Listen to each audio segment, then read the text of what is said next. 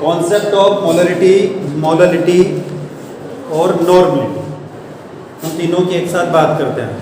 सबसे पहले हम बात करते हैं यहाँ पर मोलरता की, और मोलरता और मोलरता को हम साथ में देखते हैं, फिर नॉर्मलता को देखते हैं। तो सबसे पहले हम ले रहे हैं यहाँ पर बात कर रहे हैं मोलरता। मोलरता को इंग्लिश में क्या कहा जाता है? मोलरिटी, जिसको कैपिटल एम से डिनोटेट किया जाता है। क्लियर? आगे बात करेंगे हम किसकी? मोलरिटी, जिसको किससे डिनोटेट करते हैं? इसको स्मॉल एम से डिनोटेट किया जाता है।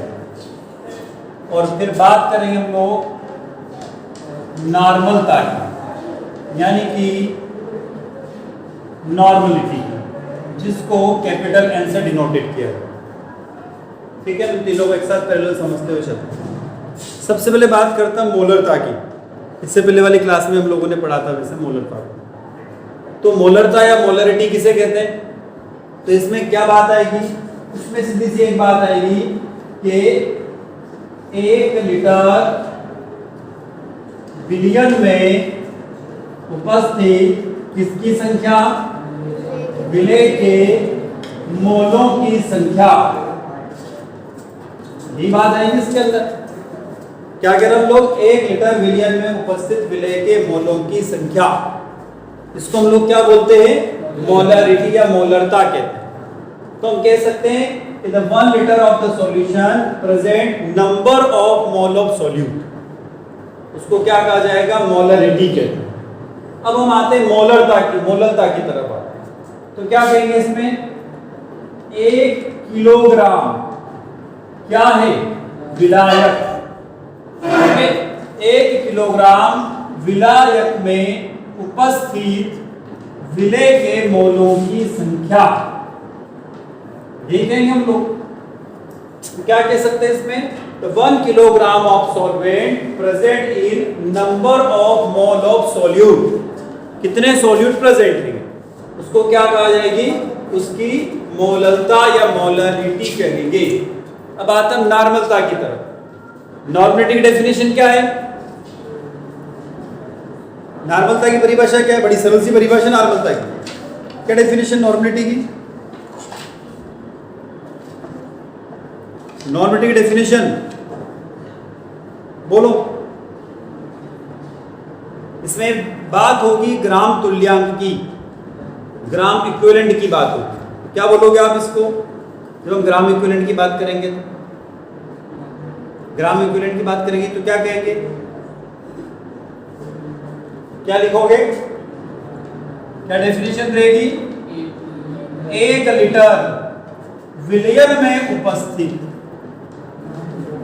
क्या आएगा ना? 1 लीटर विलियन में उपस्थित विलेय के ग्राम तुल्यांक की संख्या, यह आएगी ना? The number of gram equivalent, the number of solute gram equivalent present in 1 liter of the solution।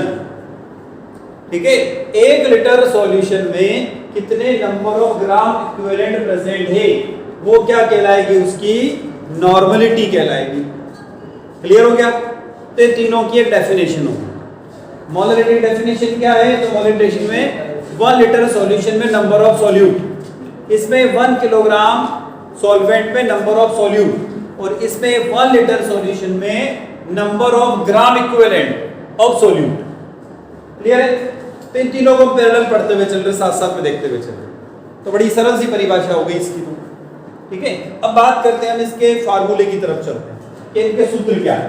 तो इसका फार्मूला क्या होगा? तो कैपिटल एम इक्वल टू, क्या कहा हम लोगों ने कि 1 लीटर विलियन है हमारे पास में, तो यहां क्या लिख सकते हैं? विलेय के मोलों की संख्या, ये लिखेंगे अपन, विलेय के मोलों की संख्या, यानी कि मोल ऑफ सॉल्यूट। क्या लिख सकते हैं हम लोग? मोल ऑफ सॉल्यूट लिख सकते हैं। उसके अपन में क्या आ जाएगा? क्या लिखा हम लोगों ने?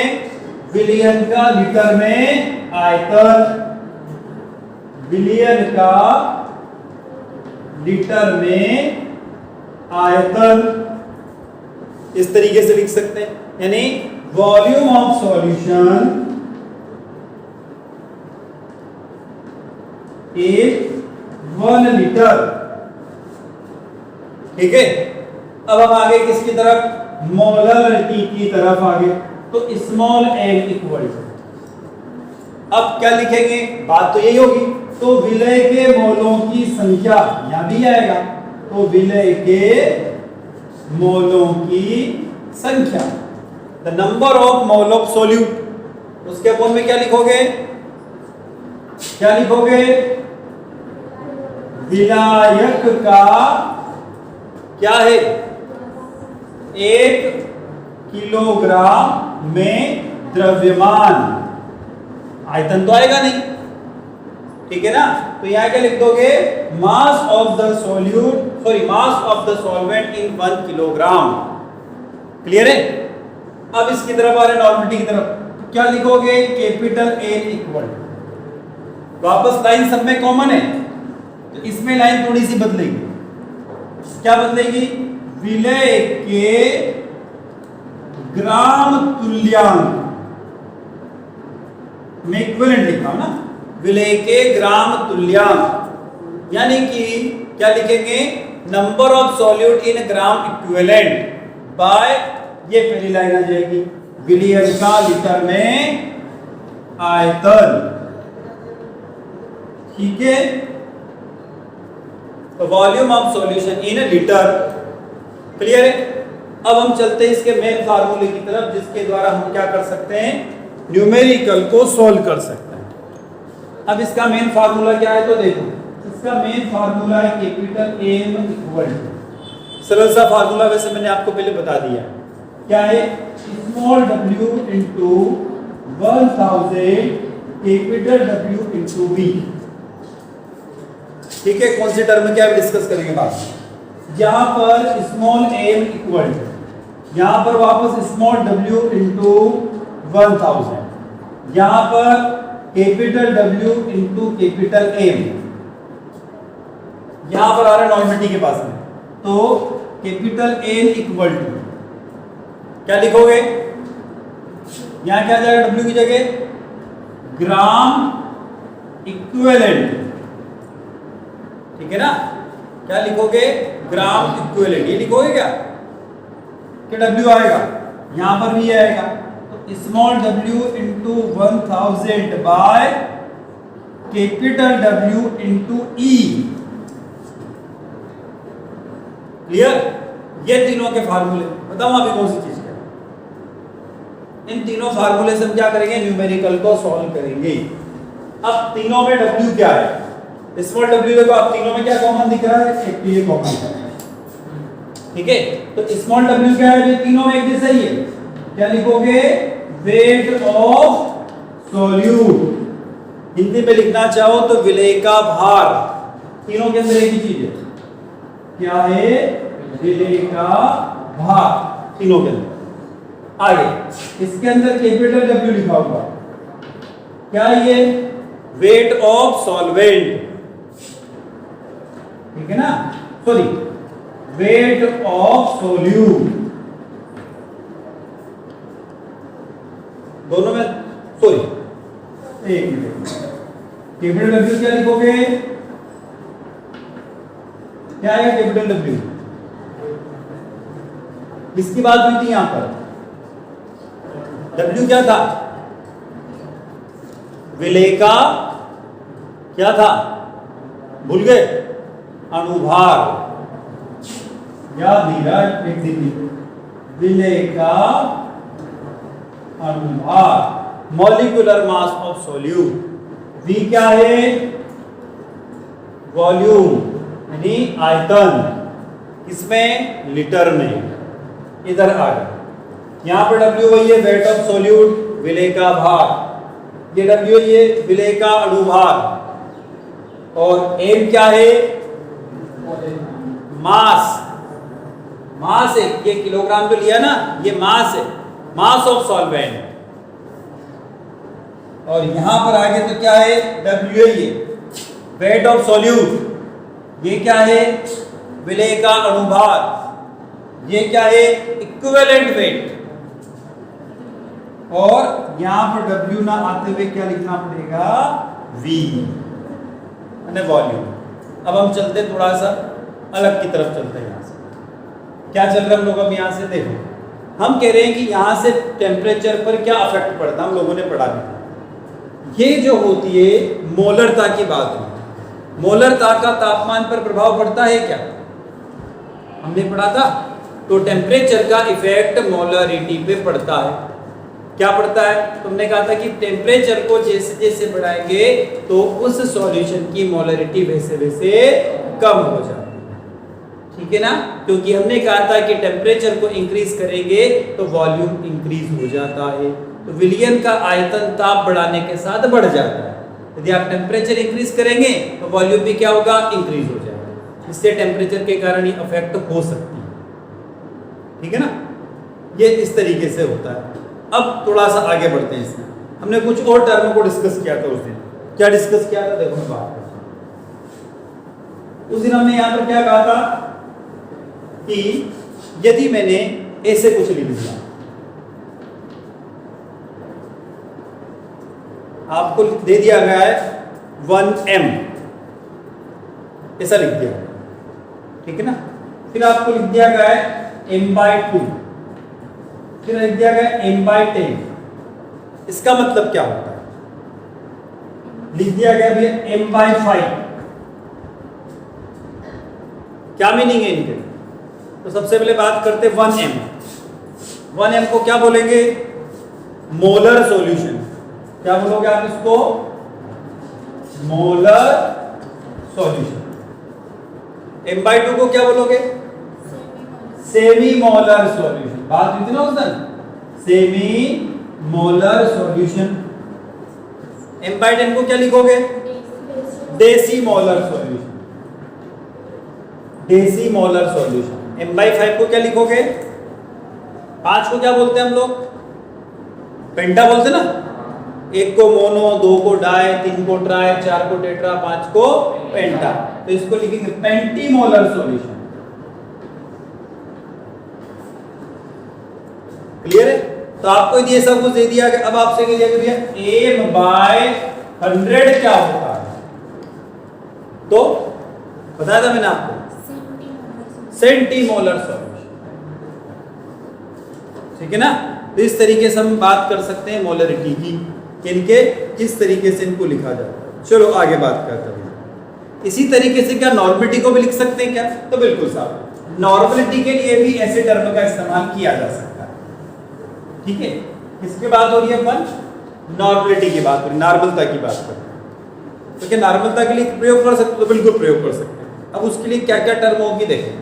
यदि आपसे कह दिया गया, समझो से ये सिनेरियो है, आपसे कह दिया गया है कि भैया n/2 का मतलब क्या है, तो अभी हमने क्या लिखा था, सेमी मोलर। यहां देखो m/2 को सेमी मोलर, तो n/2 को क्या बोलेंगे, मोलर तो बोलेंगे नहीं, तो वर्ड क्या जाएगा, नॉर्मल। आ रहा समझ में। तो इसके लिए क्या बढ़ा जाएगा, सेमी नॉर्मल, ठीक है। अब 1m दिया आपको, तो 1m का मतलब, सॉरी 1n का मतलब नॉर्मल सॉल्यूशन। आपसे कह दिया कि भैया हम तो n/10 लिख रहे हैं, डेसी नॉर्मल, ठीक है। आपसे कह दिया हम तो n/5 लिख रहे हैं, पेंटी नॉर्मल। मोलर की जगह क्या बढ़ा जाएगा, नॉर्मल बढ़ा। क्लियर ना। तो इस तरीके से हम लिखते हैं, तो इसके लिए वर्ड आएगा, m है तो मोलर, n है तो नॉर्मल, होता है नॉर्मलिटी। तो इस तरीके से हम इसको लिख सकते हैं। तो इन तीनों हमारे डिफरेंशिएट एक हो जाते हैं। आपसे अंतर पूछे तो हमारे डिफरेंस भी बता सकते हैं, इनमें डिफरेंस क्या क्या होता है। अब अगली क्लास हम लोग इस पर डिस्कस करेंगे कि इन तीनों में आखिरकार रिलेशन क्या है, इसका इसमें रिलेशन और इसका इसमें क्या रिलेशन, इनमें क्या क्या संबंध है, और संबंध क्या पैदा बताता है, हमें क्या क्या जानकारी इसके रिलेशन को दे सकते हैं। ये रिलेशन बोलता है। अब आते हैं इसके न्यूमेरिकल की तरफ। न्यूमेरिकल तो आप लोग सॉल्व कर सकते हो ना। चलो हम नॉर्मलिटी का करते हैं। नॉर्मलिटी के कुछ न्यूमेरिकल सॉल्व करके देखते हैं। फटाफट न्यूमेरिकल लिख लो मेरे साथ में। चलो, आपसे कहा गया कि आपके पास में 4.9 ग्राम सल्फ्यूरिक एसिड है, 4.9 ग्राम सल्फ्यूरिक एसिड है। आपने इसको 500 ml सॉल्यूशन में डिसॉल्व कर दिया। क्या कह रहा हूं मैं? आपके पास 4.9 ग्राम सल्फ्यूरिक एसिड है, उसको 500 ml विलियन में घोल दिया। इसकी क्या पता करना है? तो भैया इसकी नॉर्मलिटी यानी नॉर्मलता पता करो आप। तो बड़ा सरल है, फार्मूला रखो और वैल्यू पुट कर दो। अब बात आती है यहाँ पर इक्विवेलेंट वेट की। ठीक है, सल्फ्यूरिक एसिड का इक्विवेलेंट वेट क्या होता है?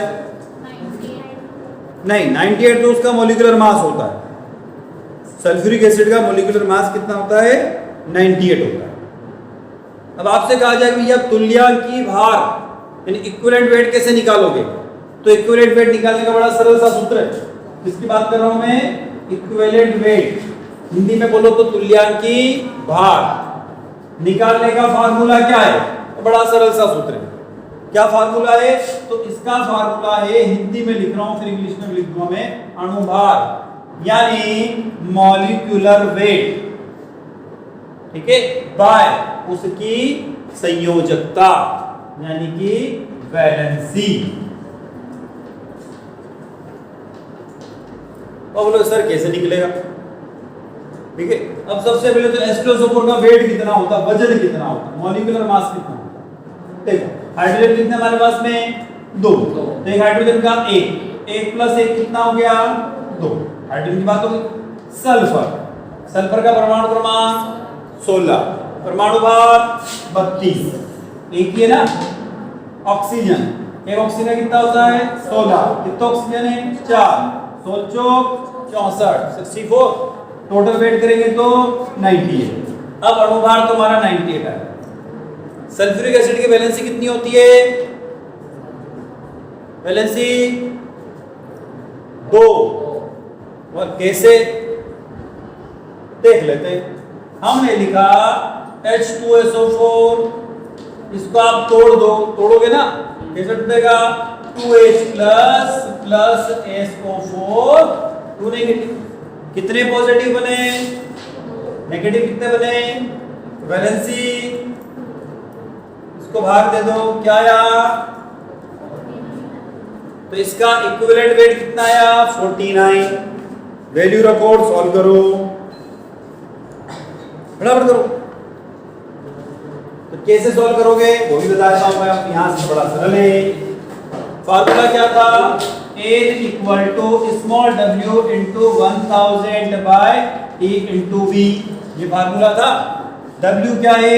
4.9 इंटू 1000 बाय E कितना आया? 49। क्लियर है? V कितना है? 500। 0 से 0 कैंसिल कर दो। अब सॉल्व कर दो फटाफट। 1/10 बचा यहाँ पे? 1/10 हाँ? यहाँ 10 बचे हुए, उसको काट दो। ये तो 5 × 10 हो सकता है क्या? हाँ? बिल्कुल 0.20 आंसर आया। इसका आंसर 0.20 आंसर आता है। हो जाएगा ना? तो बस इक्विवेलेंट वेट निकालने का तरीका आना चाहिए अपने को। कैसे निकालोगे? आपको उसका मॉलिक्यूलर मास रखो, उसकी वैलेंसी को रखो, डिवाइड करो। इस तरीके से आपका क्या निकल कर आ जाएगा? मॉलिक्यूलर वेट से मॉलिक्यूलर वेट से इक्विवेलेंट वेट निकल कर आएगा। ठीक है ना? तो ये तो हमारा इन तीनों में रिलेशन हो गया। अब हम देखेंगे इन तीनों को, तो अपने पढ़ लिया, इन तीनों के रिलेशन 1 बाय 1 सॉल्व करेंगे। अगली क्लास में देखते हैं।